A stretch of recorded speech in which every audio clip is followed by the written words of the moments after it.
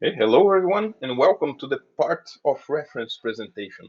Before we get started, I would like to thank your participation in this talk and also the event organizers for giving this opportunity. Those topics that I will cover here in this presentation, they are very dear to me and also is something that I have been paying attention to and documenting over the past 10 years developing XR type of projects. And this presentation is for you if you ever participate in a creative project. Can it be like a game project? It can be, I don't know, like a woodworking project, it can be anything creative, you know. So this is not restricted to a specific public or type of professional. The advices that I share here, I believe they benefit everyone involved in the development of any creative type of project. Uh, and even though I will use a lot of examples from 3D projects, you know, keep in mind that the same practices and approaches can be useful for 2D artists, animators, script writers, anyone who is actually part of a creative process in a project. And a little bit about myself. So I have a bachelor degree in game design, and one of my first jobs was actually developing interactive experiences for a museum in Brazil. You know, so we developed a little bit of like art contents and other things using the video games technology. And for the past 6.5 years, at least, I have been working with Zoan here in Finland, which I am now the senior producer, one of the partners of the company. And I have been developing more than 170 XR projects in the past 10 years. So I have done a little bit of everything. You know, like I am a bit of a generalist, but I have also now been specializing into management. Um, and about Zoan as well. So Zoan is a company here in Helsinki, and we have been developing all kinds of virtual projects or virtual worlds type of projects for the past, well, at least with me, at least for the past 6 years, you know, but the company history comes even before that. And we have had quite a strong presence now in the B2B market. We have been developing things with different um, educational institutions here in Finland, also providing services for other international companies. And most recently, we have been creating also our own metaverse platform called the Cornerstone, and been working also on a second metaverse platform about the Amazon rainforests protection. Yes, and here we have some examples of a few projects that we have been developing over those past years. And as you can see, we have developed a lot of these photorealistic type of environments. And for this presentation in special, we will be using a lot of examples from the Virtual Helsinki project, which is a project that has been uh, awarded by different competitions and also became a showcase project for NVIDIA back in 2019 to show the new ray tracing technology. So as you can see, we have different approaches, but most of them are using the real-time video games technology for business and entertainment or education. All right, let's get started with the main topic then. So I heard that you might need to create something there. Have you ever been in the situation that either yourself or your team needs to come up with a new 3D object for a project, or you need to design a new character, or write a new story, or think about a dialogue or something that will impact the development of the project? So in order to facilitate this process of creation, I have separated a few different steps for us to take in consideration that will facilitate the planning and also the execution of those processes. And the first step is to know your project. You know, it's important that you understand what is the thing that you are doing. You know, even if it's not 100% defined, you know that you at least have a good notion of like what is the goal that you want to achieve. Many times we start projects, or especially if you are like an indie developer, you mostly follow your heart, you know, like, and you need to also create something that pleases you. But in the end of the day, we always need to think about what is the goal I want to achieve with this thing that I am creating. You know, do I want to make a scary experience for VR? Do I want to make a children's experience for a mobile?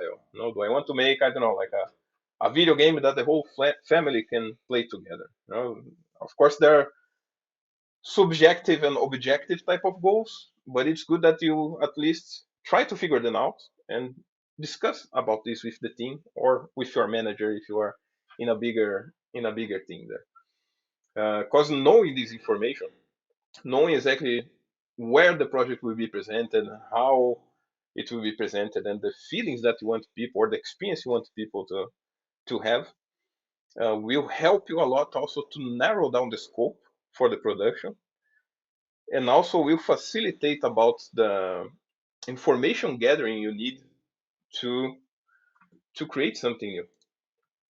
And also it's important to know who is it for. You know, are you making a video game for older public, that is like something, I don't know, like let's say with more adult time of themes and dialogues and like more uh, a more mature type of audience, or are you making something that is for little kids to enjoy, have fun, and experience this colorful type of world? Yeah? Again, this also impacts a lot in the process of gathering the information and the references, because when you know the public of your project, you understand also what will be the details that they value. No, maybe a little kid will like more the red color of an old phone, and an old person will like the old phone itself because of the nostalgic stuff, but not necessarily the color. You know, so you need to understand like what those people value, or what will be kind of appealing to this public. You know, so when you go gather the references, you know exactly where to look for those things. And last but not least, get familiar also with the people who are making the project. So are you doing that by yourself? In that case, you should get to know yourself. But um, are you developing that with a bigger team? Like, is there anyone who will be coordinating these projects? Have people developed this before? Like the more you understand this dynamic, the easier it is also for you to get help and discuss this with the team in case you have a team participating, so you can get some advices and also understand like what is relevant or not for the team to use when you go gather the information. And when I say gather the information, I'm saying about like photos, videos, or written descriptions, all kinds of information that you can bring to the team and say, this is the place or this is the object we need to create. Okay, so you just learned about the project itself. Like what is the goal, what is the things that you are trying to achieve, or at least like the high concept of the project. Like let's say I will use the virtual Helsinki as an example here. That we are making a marketing focused VR experience about the city of Helsinki and the different seasons of the year. So this kind of gets me enough information to get prepared to collect the info for the project. And the first part of getting prepared, now that you know the scope, the general scope, you need to understand about the subject that you are documenting. So for the virtual Helsinki, we have reconstructed the Senate Square in Helsinki by the minor details there. And in order to achieve that, we also had to do some research about the Senate Square. Now, even though it was a familiar place, like we worked very close to the spot, we didn't understand much about the context of it.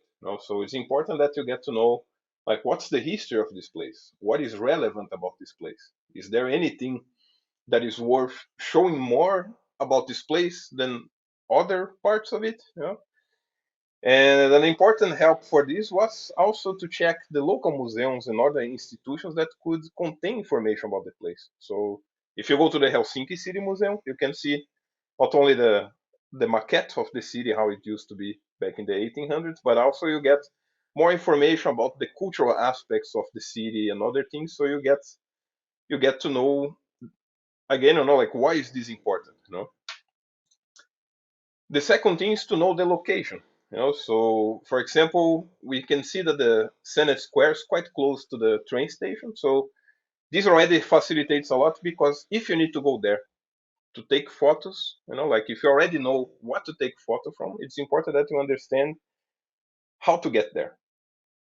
Um, because sometimes places can be actually quite far away.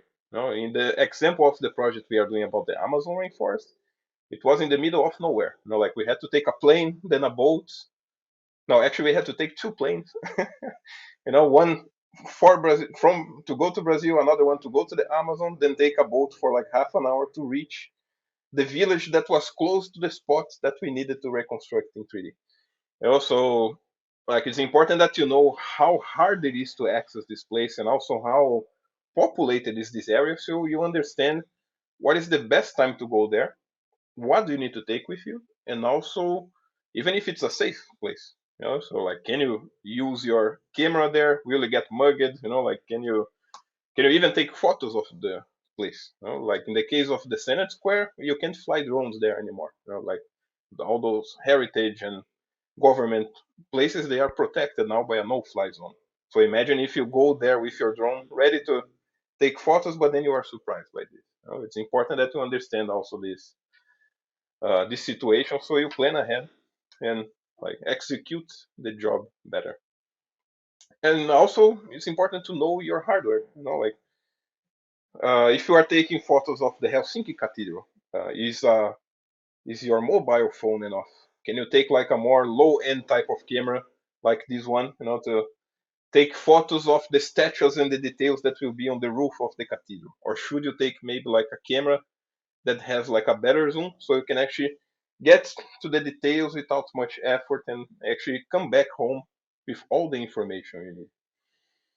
And of course, like besides knowing the hardware and the high end technological aspects of it, I always recommend taking at least a pen and a paper so you can also take notes of things that you saw. That, for example, I saw that like there were 5 or 10 touristic buses here at those times, or that you can even sketch some details that you can't really reach by camera, but that you can remember later. And also, it's important that you take notes of what you are seeing there. One thing that I also used to do is to record videos or audios explaining what is the place. So important that you bring at least your phone with you, so you have like uh, enough capabilities of recording not only the place but also the experience of the place. And also, one important thing is to understand the dimension of the space that you are going to photograph. Many times when we go to take reference pictures, for example, in the case of the Senate Square, we took pictures of all of the different little objects there, like from the statues on the roof to the trash cans or even to the trash on the floor, so that we could also tell the history of that place, like how people behave there, how is that place existing nowadays. And one very good trick that I recommend is that you always bring the pen with you and you use that pen as a reference to the scale of the objects. Because sometimes, like, you don't have necessarily uh, even the capability, like to take measures of everything that you photograph, because sometimes those objects will be even inaccessible. Plus, it would take way longer time to actually document those things. So usually just put like a pen close to an object, take many photos of it, and when the 3D team, for example, goes to work on that, they know that this pen is like 10 centimeters, so they know that this is the overall proportions and scale of the object. And no worries, the pen is safe. Like, gladly the seagull didn't steal it, but like this is something that can happen also. So make sure that you have at least a backup pen when you go take those images. Also, knowing the weather of the place you are going is really, really important. Uh, those photos here, if I'm not mistaken, they weren't taken like too far away from each other. Like we had this heavy snowstorm in Helsinki, I think in 2016, October 2016. And it was crazy because the day before everything was kind of, wouldn't say sunny, sun, but like everything was kind of clean. And then the next day, full of snow. Some places were hard to reach. Totally changed like the landscape, the illumination of the place, and things like that. And it's important that you know also what is the weather condition that you want to photograph the subject.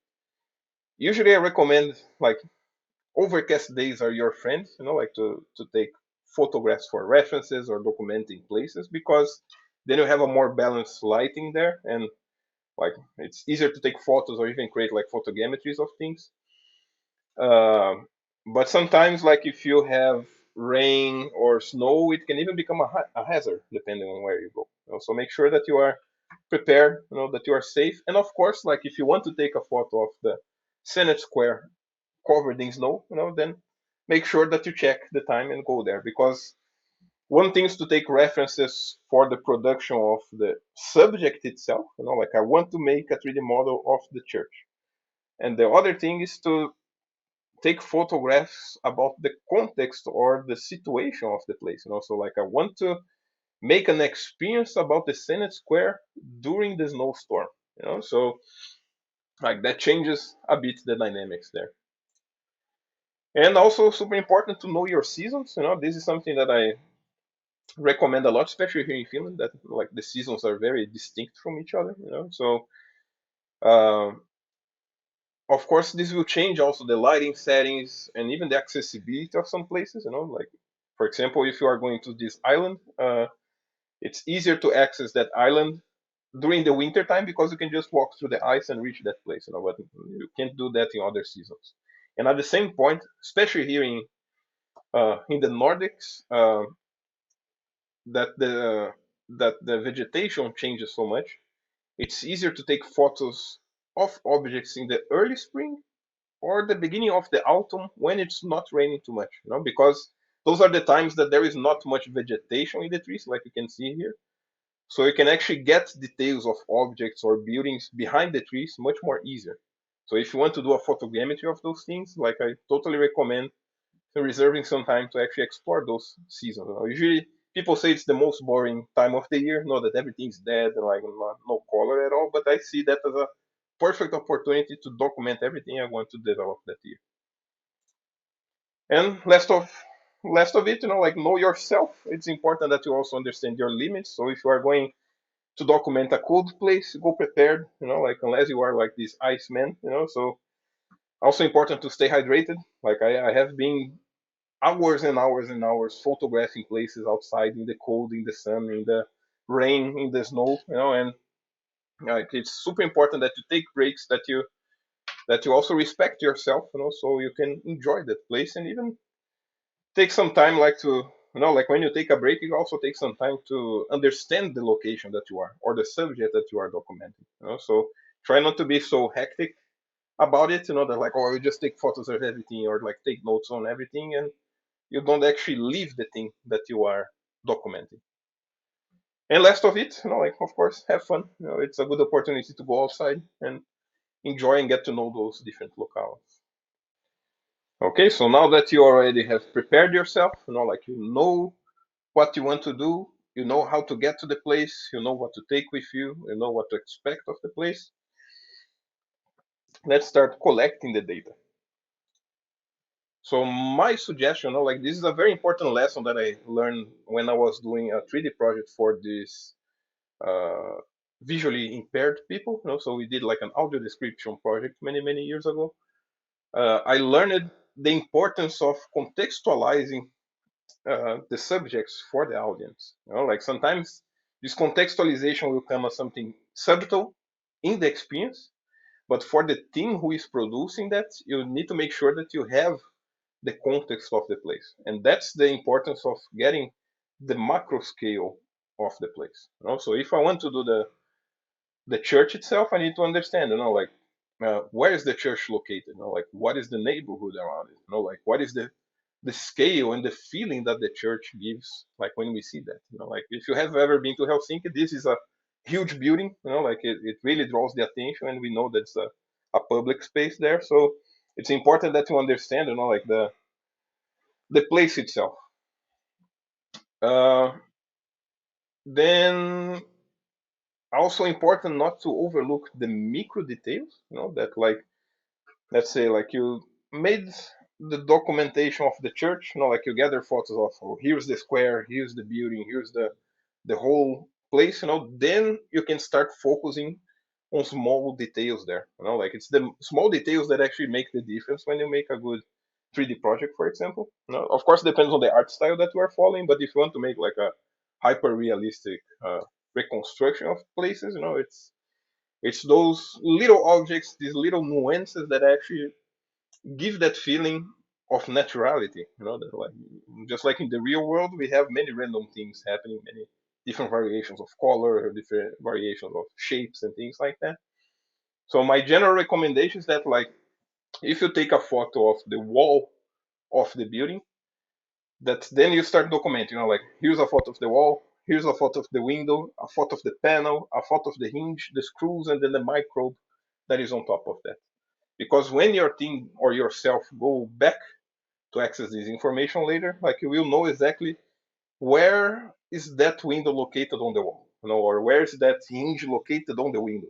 So you always have like this logical sequence of data, just like in the photo here. That like I have a picture of the whole place, then a picture of the door, then the details of the door, and then the lock of the door, and everything will be in the same folder there. And then if you follow the photos in a order, it's almost like a zooming in. That like you start seeing like this enhancing from CSI. That like you go, here's the subject, here's the other stuff, the other stuff, the other stuff, the other stuff. And again, like I really need to enforce this, capture the context, especially if it's relevant for the experience you are creating. Like if you want to create a special moment or a special feeling in the experience. Um, the Senate Square in Helsinki, it's more than just a square. It's also a stage for many events, for many uh, entertainment events, also political events, and so on. It's a very important landmark of the city.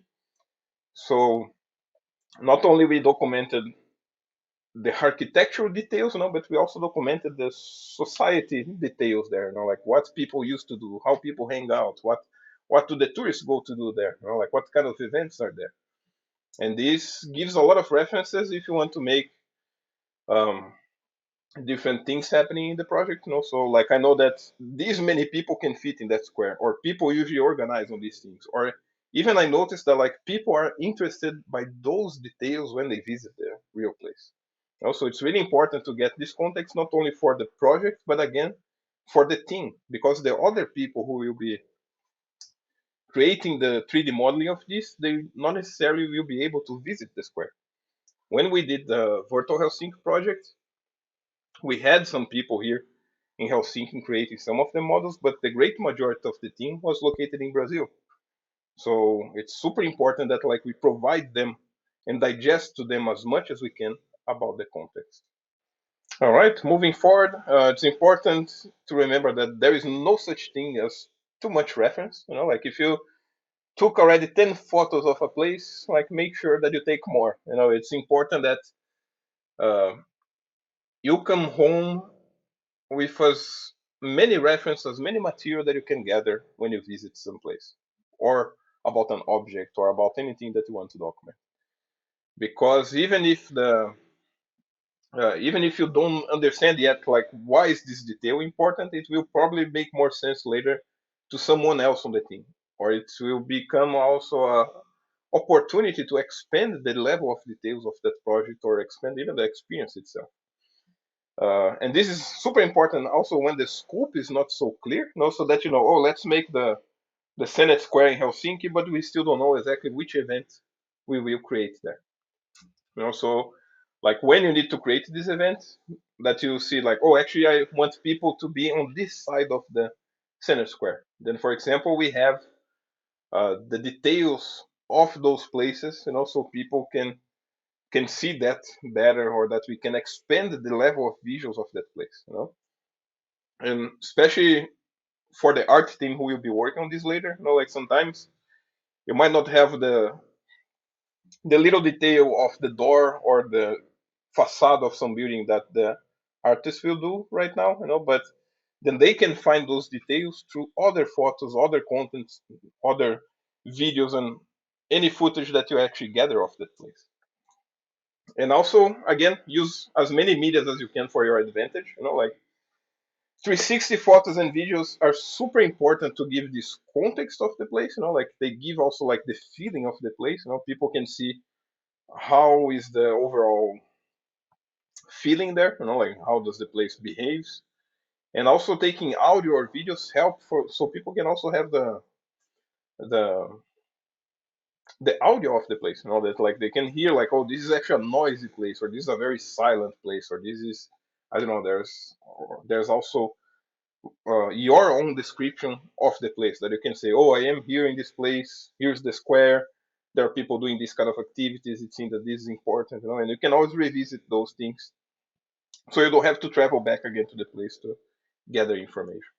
And again, like if you have the opportunity to sketch or take notes, like I totally recommend, because then it kind of forces you to express what you are seeing of that place. Like it is a very powerful type of recognition of the space or the object or the subject, that like it will be relevant later for you to tell people that, oh, this is why this place was important, or this is the thing I noticed that happened the most there.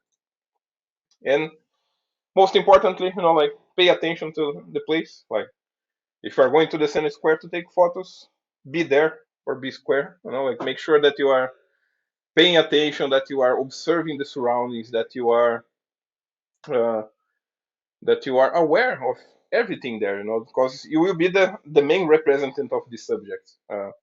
So if anyone later needs like some help of like, oh, how was the interaction of the tourists in the Senate Square? So you can tell that, oh, I saw that people were coming from those buses, they were following like those tour guides, and they were going to this place first and to this place. People were impressed by the seagulls and this kind of stuff. That you understand the subject. Like of course you don't have to become a specialist of the subject, but you have to have lived the subject. So then you can pass that knowledge forward, and then again, like you facilitate that the team doesn't have to go there again, gather this information, visit the place, and experience that by themselves. Of course, when there's opportunities to do that, I think it's beneficial for everyone. I think that as many people of the creative team can participate into those experiences, the best. But many times that's not possible. Like many times you have only yourself, or you have only a small number of individuals responsible for this.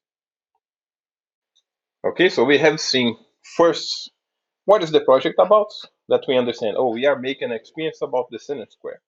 Then we saw how to prepare for that. Like how do I get to the Senate Square? How do I take photos of that? What kind of equipment will be important, or what kind of situation will be important to see?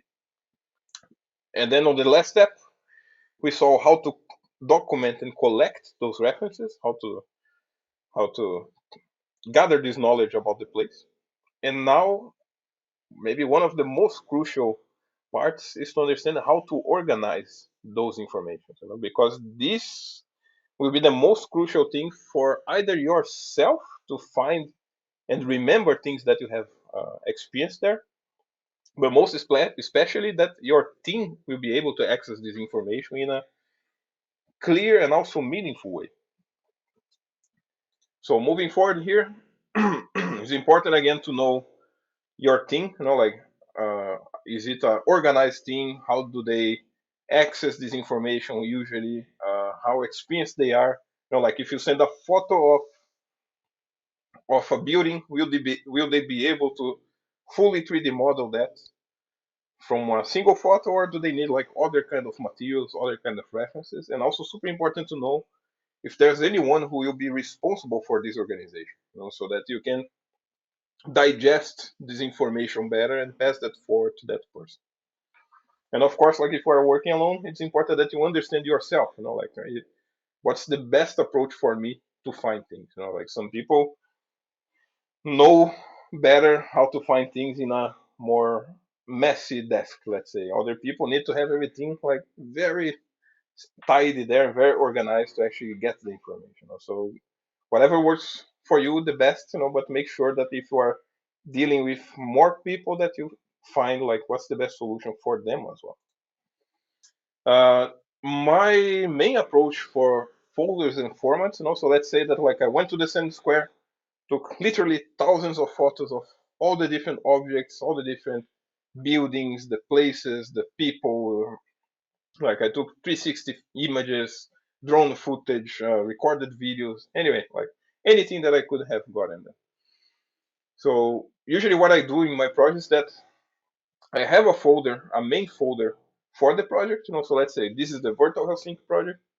Then I will create a folder for the 3D assets, and then the way you organize these 3D assets is up to you or your team. So let's say that we have only the cathedral to do here, and I don't know, maybe the door.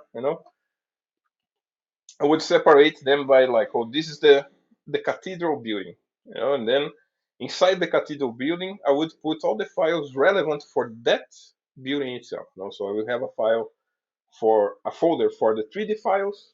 So like whoever is working on that can upload the content there. Another one for the references, which is where I will put all the references that I gather inside, and organize them by different medias or even different subjects. So you can keep branching this up, that you can have like here's the references of the tower, here's the references of the door, here's the references of the statues, but make sure that everything is together with the cathedral. And you can do the same approach for other objects as well. So let's say if I'm making uh, the the Senate building, which is in front there of the Senate Square as well. So I can have same approach. Like everything that belongs to the Senate building will be inside that folder. So when you pass this forward to someone else, let's say you have a big team, like in the case of the virtual Helsinki, we had like more than 40 people working on it. So I had this security also that like if I send this person this folder, all the contents that are relevant to create that place will be there. So all the photos, all the footage, all the files, anything that is necessary. And of course, like if you want to send them also references about the Senate Square itself, you can have another folder here called Senate Square, and the same approach. Like you put all the references together and things like this, so you just keep the information centralized. Like you create this little package of information that like people can easily access and understand. And also important that we talk a bit about the file format. Like this is something that always come up every new project I make. Like I usually for the reference material, I try to keep it as accessible as possible. That like I always save the photos in JPEG or the videos in MP4 and this kind of stuff, so that I make sure that like if somebody has an iOS device, that they won't struggle to open that file, and vice versa. Um, And the same apply like to 3D formats and things like that. Like if I made a photogrammetry of something as a reference for the team, and that not only I will provide the raw data of that, like the photos, the point cloud, and so on, but also the 3D model as an OBJ file, so they can use that whenever and wherever they see fit. Um, and of course, like this can be a bit tricky for some projects, but usually I use raw data or I preserve this raw data only if it's something useful for publication. Let's say like I took many photos and one of those photos can be a marketing photo for the project. Then I save that. If that has this potential, then let's keep this huge file saved. But it's if it's like a photo of the hinge detail of the window or the bubble gum on the cobblestone on the floor. Then this kind of stuff, like I save in JPEG, not necessarily with a super high resolution, unless the team says, "Oh, this might be important to extract textures," and then like I not only save some space, but I also save some headaches because then I know that everyone will be able to download this easier and everyone can access that easier. All right, and to conclude our talks today, I would like to finish it with some insights and thoughts about what I just presented to all of you. So it's important to keep in mind that what I said here, they are not rules.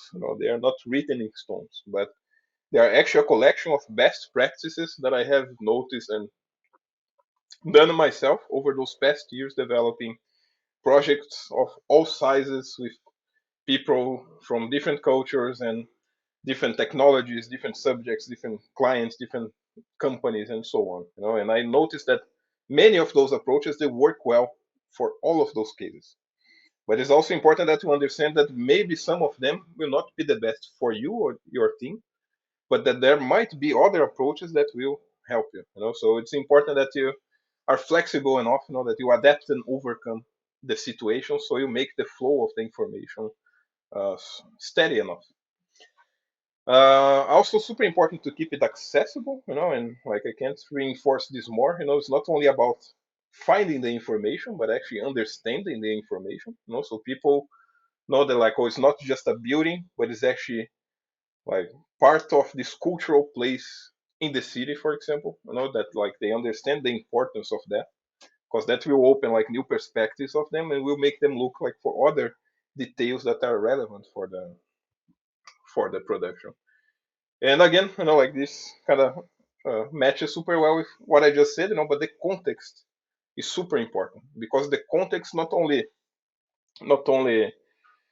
um, makes people know what to look for, in the places when they are doing the reconstructions and things like this, but because they also give the team autonomy, and that's the most important thing that you can have for a production team, because then people don't have to go through this bottleneck of information all the time to actually develop something. Like if I know about the history of the Senate Square, or if I know about the history, let's say, of a medieval town that I created, like I don't have to go back to that place or to other things, like to just know like if this is a peasant house, how should this look like? Like what level of details, or if it is like a ceremonial palace, like I understand, because I have the knowledge, I have the context, I understand that this then should look different. I should look maybe for these details, or if you have enough information about those people, you know exactly like what kind of level of details you should go, or um, what kind of information also they should pass to the final public through the production. And of course, like this will avoid a lot of headaches. Like trust me, like being there, done that. So the team itself will flow much more.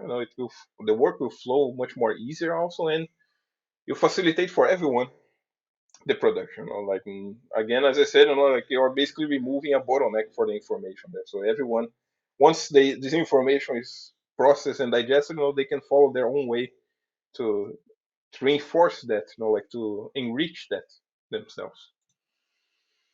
And for less, it's important that you live and learn from those opportunities. Like I can say this for myself, like all of those hundreds of projects I have done have taken me to like many special places or many special situations. Like I being very humble and honest about it. Like I am very grateful for all the opportunities I have had, because, for example, like I was able to visit the bell tower of the Tuomio-kirkko, the cathedral in the Senate Square here in Finland. Something that many people don't even know that you can go there.